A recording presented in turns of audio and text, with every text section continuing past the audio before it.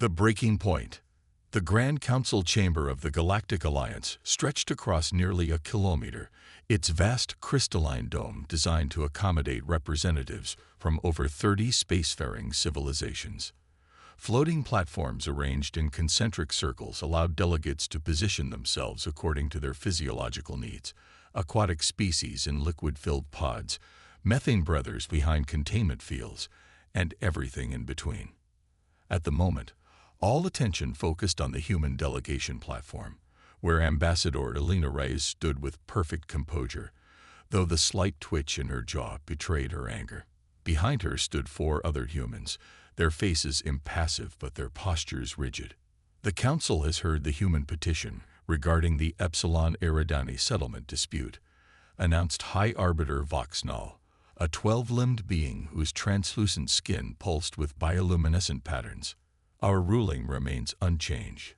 The human colonies must withdraw from the outer planets to accommodate Cerulean expansion needs.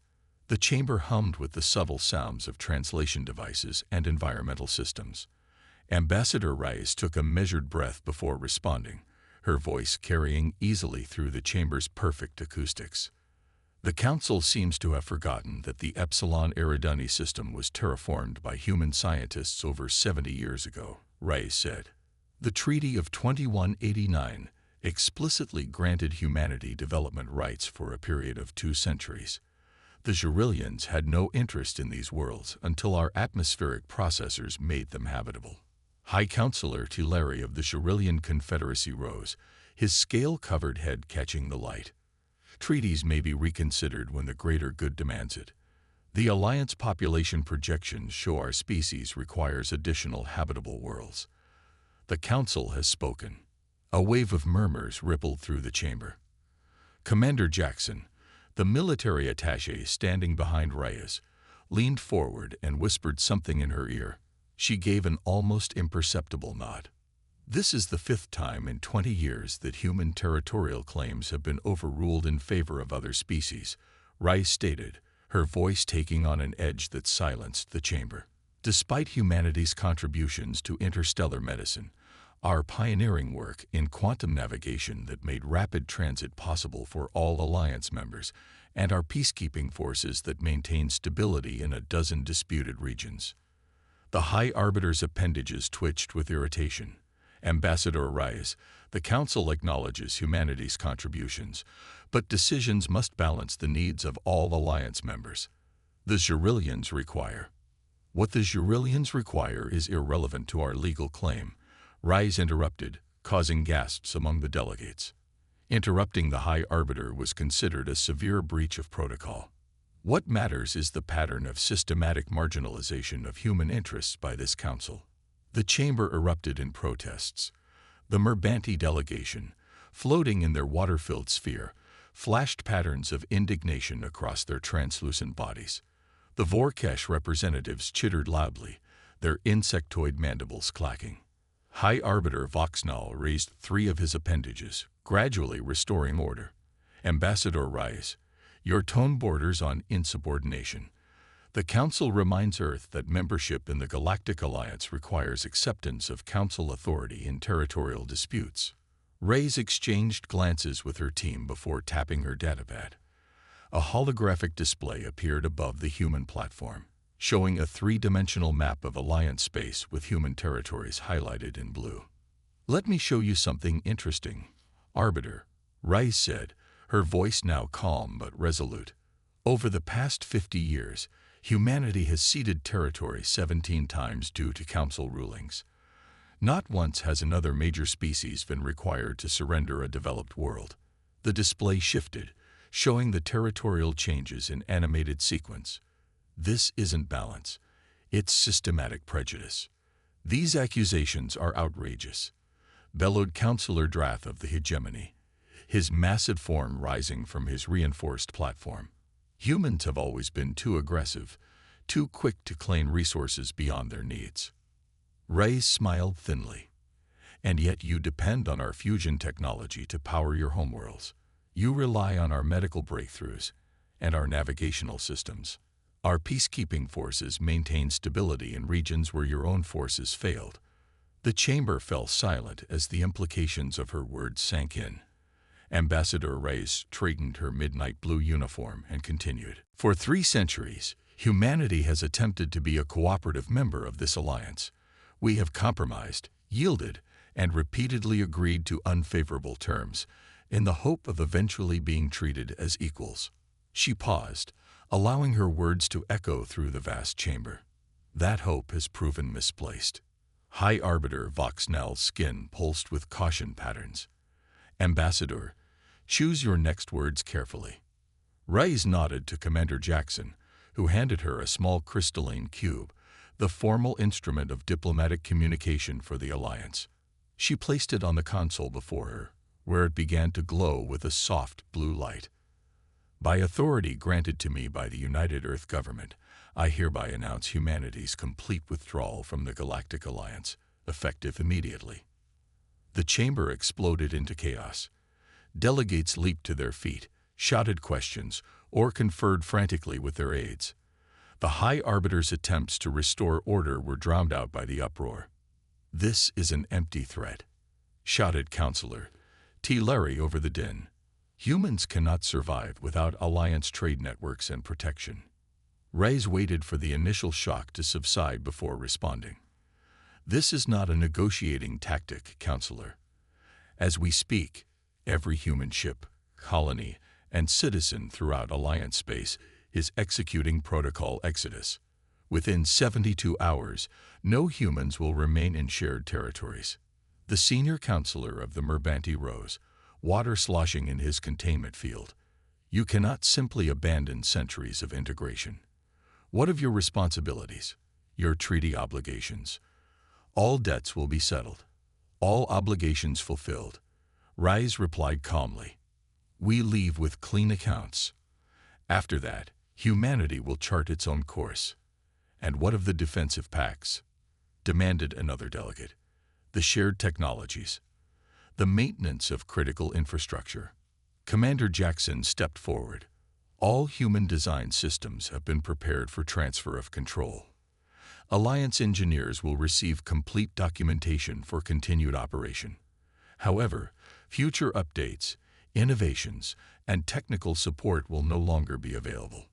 The implications rippled through the chamber like a shockwave.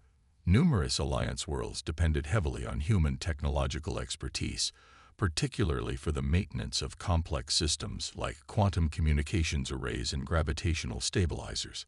High Arbiter Voxnell's skin had turned pale, a sign of extreme distress among his kind. "Ambassador Reyes, the Council requests an immediate recess to consider the implications of your announcement." "Surely we can reach a compromise that." "There will be no compromise," Reyes interrupted again, this time with finality in her voice. "For too long, humanity has been expected to yield while receiving nothing in return. We did not come to this decision lightly, but it is final." She nodded to her team, who began gathering their materials. The human delegation moved toward the chamber's exit with deliberate steps. Before reaching the massive doors, Reyes turned to address the Council one last time. "You believe humanity would always bend. You were wrong.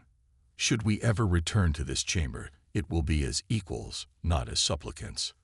As the human delegation departed, emergency alerts began sounding throughout the Council chamber. Reports flooded in from across Alliance space. Human military vessels moving into defensive formations around their colonies, civilian transports loading at maximum capacity, and most alarmingly, massive energy signatures detected around major human worlds. On the observation deck of the UES Dauntless, Admiral Wei Chen watched as the last civilian transports rose from New Terra's atmosphere, joining the evacuation fleet already in orbit. Thousands of vessels formed an orderly procession toward the designated jump point. 3 days had passed since Ambassador Reyes's historic exit from the Galactic Council, and Operation Starfall was proceeding with clockwork precision. "Admiral, all civilian evacuation is complete," reported Captain Hernandez, approaching with a datapad. "Military withdrawal at 97%. We're well ahead of schedule." Chen nodded, his eyes fixed on the planet below as city lights winked out one by one. Begin final phase. Activate the barrier. Throughout human space, on Earth and every colony world, massive shield generators powered up simultaneously. The technology had been developed in secret over decades, a project born of humanity's growing distrust of their place in the Alliance. As the generators reached full power, shimmering barriers of energy formed around each human world, growing until they completely enclosed them in gently pulsing blue membranes. All signals to and from human territories ceased abruptly. Sensor probes sent by Alliance ships encountered only impenetrable energy fields. Humanity had not only left the table, they had locked themselves behind doors the Alliance had never known existed. The galaxy was about to discover just how much they had depended on the species they had so casually dismissed. The unraveling. 6 months after humanity's withdrawal, Station Administrator Xelktor gazed out at the docking bays of Centauri Nexus, the Alliance's once bustling trade hub. Half the bays stood empty, their status lights dark. Those that remained operational serviced ships that looked increasingly worn, many with visible hull patches or outdated components. Xelktor's aide, a young Peleran named Vish, approached with yet another stack of datapads. More system failures, Administrator. Environmental controls in sectors 7 through 11 are operating at 60% capacity. Engineering says without human maintenance protocols, they can only slow the degradation, not stop it. The Administrator sighed, a whistling sound through his breathing apparatus. And the trade reports. Commerce down 37% this quarter. The Merbanti fuel refineries are operating at half capacity without human technicians. The Xerillian agricultural exports have dropped by 60% without access to Earth's pollinator drones. Vish hesitated. Sir, there's also been another incident. Xelktor's 4 eyes blinked in sequence, a sign of resignation among his species. What happened this time? Vorkesh and Hegemony freighters engaged in an armed confrontation at the outer marker. 3 ships destroyed, dozens of casualties. It started as a dispute over docking priorities. Docking priorities, Xelktor repeated wearily. Before the humans left, such disputes were settled by their traffic control systems. Now we kill each other over who docks first. The station's communication system chimed urgently. Administrator, priority transmission from Alliance Central. The main view screen activated to show High Arbiter Voxnall, whose once vibrant skin now appeared dull and mottled. Even over the transmission, Xelktor could see the strain etched into the Arbiter's features. Administrator, your status report, Voxnall demanded without preamble. Deteriorating. Arbiter, Xelktor responded honestly. Critical systems are failing faster than we can repair them. The human diagnostic programs were integrated at levels we never fully understood. Our engineers err. The same story everywhere. Voxnall interrupted. The quantum communications network linking the outer systems has collapsed entirely. Alliance worlds are becoming isolated for the first time in centuries. The Arbiter's appendages twitched with barely controlled stress. And now the Merbanti collective has followed humanity's example. Xelktor straightened in alarm. The Merbanti have withdrawn. As of yesterday, they cited the Alliance's inability to maintain stable trade routes and protect member interests. The Vorkesh are threatening the same. The Council is fragmenting, Administrator. The implications were staggering. The Merbanti controlled vital fuel processing facilities. Without them, already strained supply lines would collapse entirely. There's more, continued Voxnall. The barrier around Earth fluctuated briefly yesterday. Our scientists detected transmission signals before it stabilized again. They believe the humans are preparing to emerge, on their terms.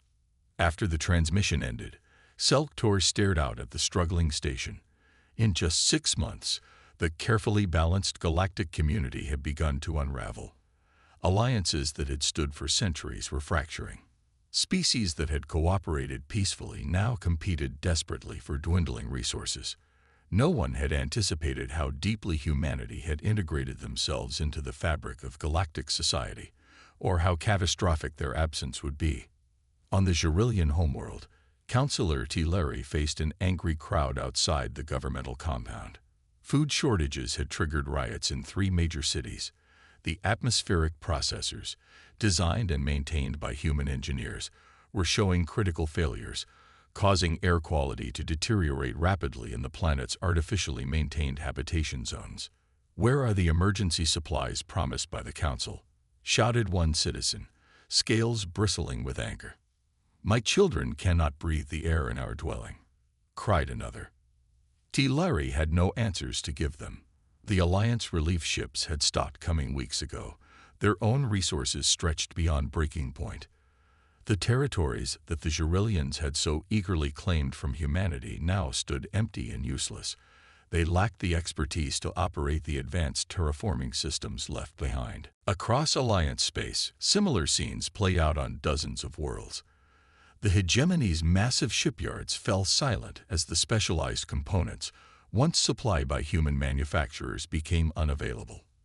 The Vorkesh agricultural worlds faced crop failures without the genetically engineered pollinator species developed in Earth laboratories. Even the technologically advanced Pellerin discovered they could not maintain the quantum navigation systems that had revolutionized interstellar travel. The underlying algorithms had been a human innovation. On the fringes of former Alliance space, opportunistic pirates and warlords filled the security void left by the human peacekeeping fleets. Shipping lanes, once considered absolutely safe, became hunting grounds for raiders. Smaller, vulnerable species looked desperately for new protectors, forming hasty alliances with whoever could offer security. 3 weeks later, in a secure chamber deep within the Alliance Central Complex, an emergency session of the remaining Council members convened. Only 15 of the original 30 species were represented. The others had either withdrawn from the Alliance or were too consumed with internal crises to attend. High Arbiter Voxnall called the session to order, his voice lacking its former authority. "Esteemed councillors, we face an existential threat. Our projections indicate that without substantive change, the Alliance will completely collapse within 1 standard year." Councillor Drath of the Hegemony pounded his massive fist on the table. "Then we must force the humans to return. Their withdrawal has been catastrophic. My people face starvation as our agricultural systems fail." "Force them?" asked Larry with bitter laughter. "With what fleet? Our military capabilities have degraded by 60%.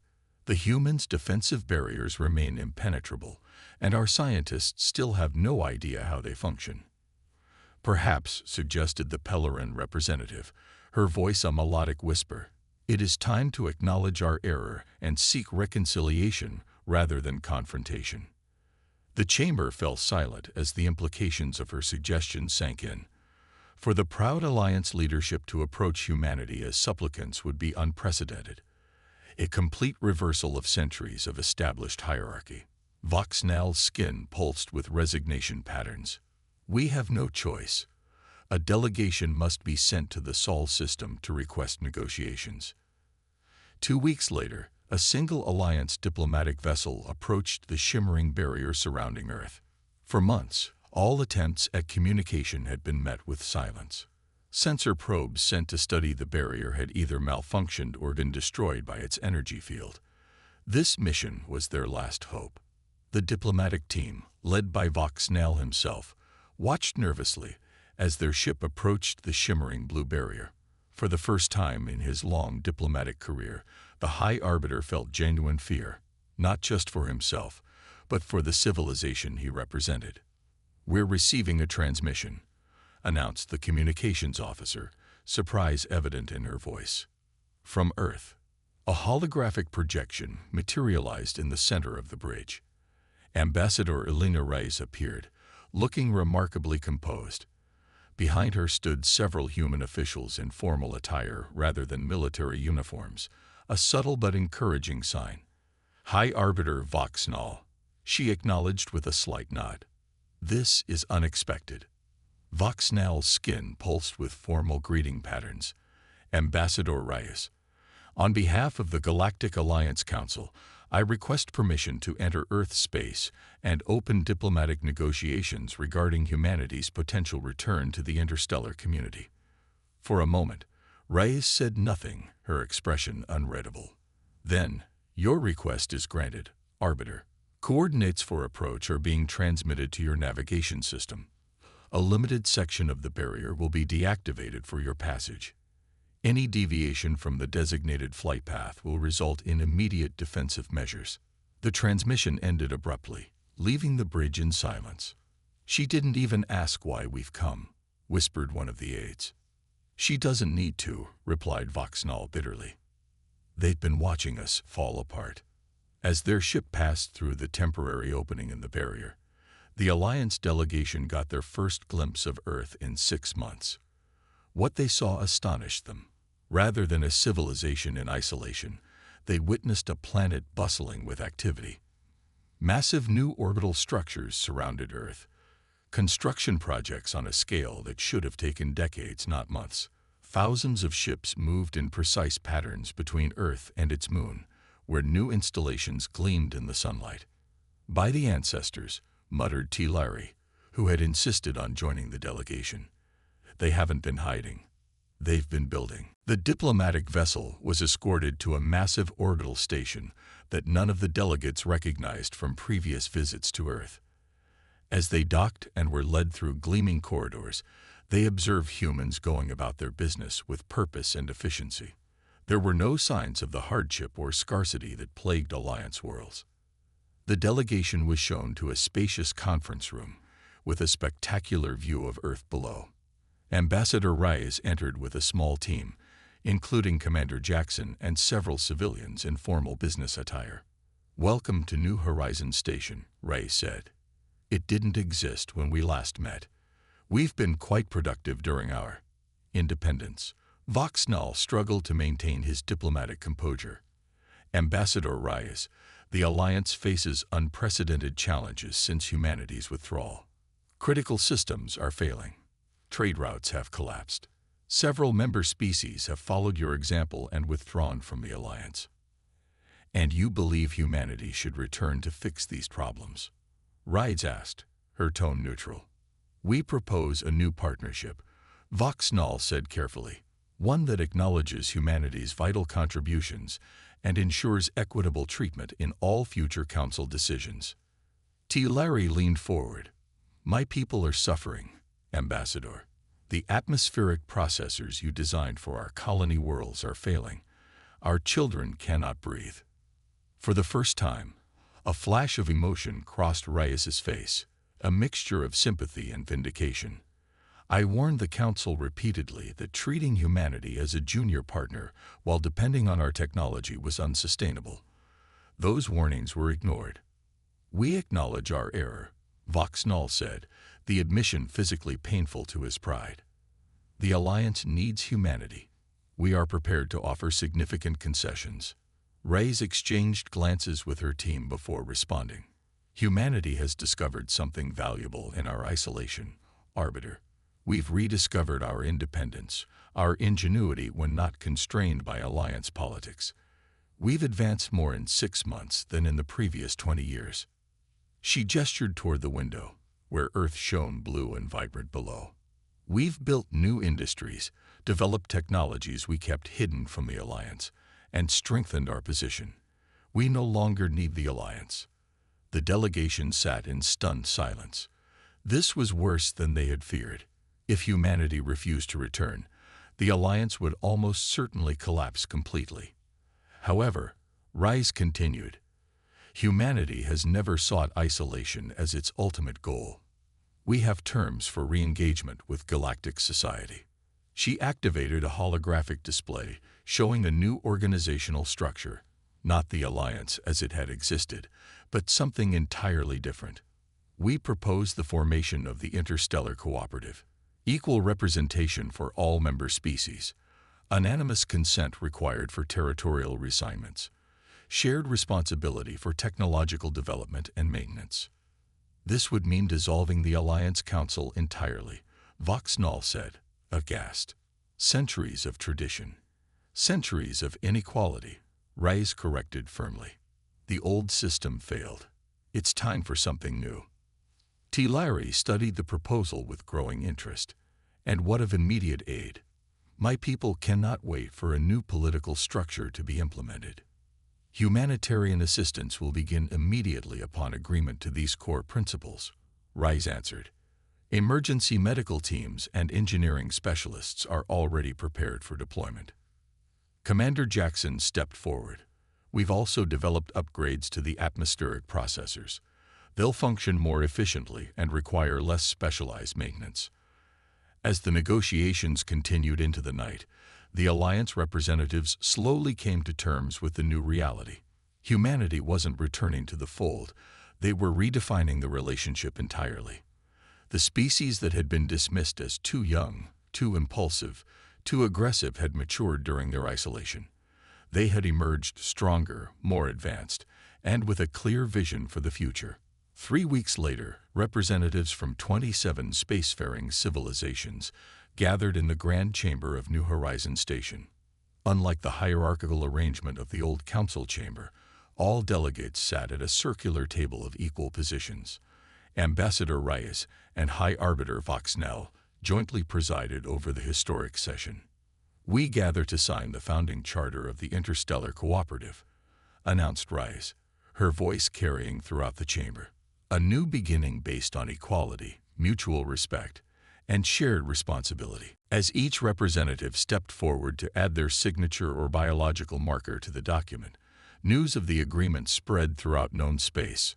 On struggling worlds and failing stations, people gathered around communication terminals to watch the broadcast.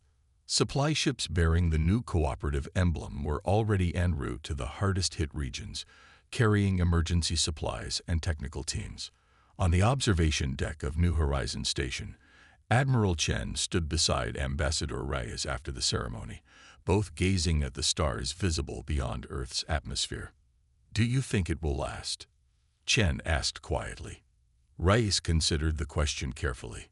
"Nothing lasts forever in politics, but we've created something more balanced, more sustainable. Sometimes you have to leave the table to change the game." They never would have listened otherwise, Chen agreed. They needed to understand what we truly contributed. "And what we're capable of," added Reyes. "The barrier technology alone demonstrated that we've been holding back. Sometimes the most powerful negotiating tactic is simply walking away."